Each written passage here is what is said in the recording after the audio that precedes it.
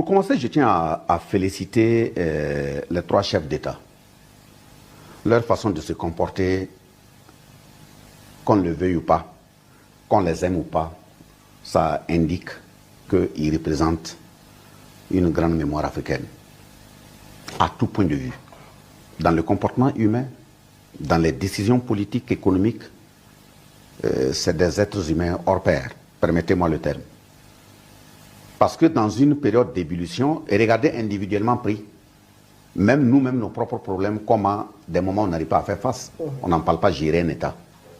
Avoir la sérénité nécessaire dans une période de crise où on estime qu'il y a des appareils qui ne se sont pas annoncés dans son espace, si on ne fait pas attention, même la frilosité peut vous amener à abattre un avion et commettre des pertes en vies humaines.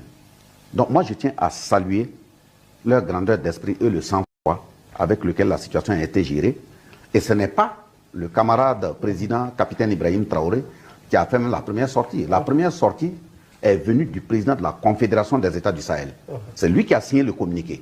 Ça indique une fois encore de plus que l'AES, cette synergie d'action, que nous sommes véritablement dans un même espace, c'est un même peuple et c'est le même destin. Donc ça, c'est grandement à saluer.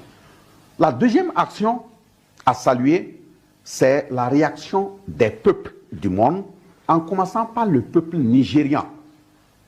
Vous avez vu, à travers la toile, des frères africains du Nigeria qui sont sortis, certains en anglais, certains en français et même dans d'autres langues, pour condamner fermement le comportement de leur président. Voilà pourquoi j'ai dit que l'orientation prise par l'AES, si on faisait un sondage dans les différents pays, les peuples sont à plus de 50% partants.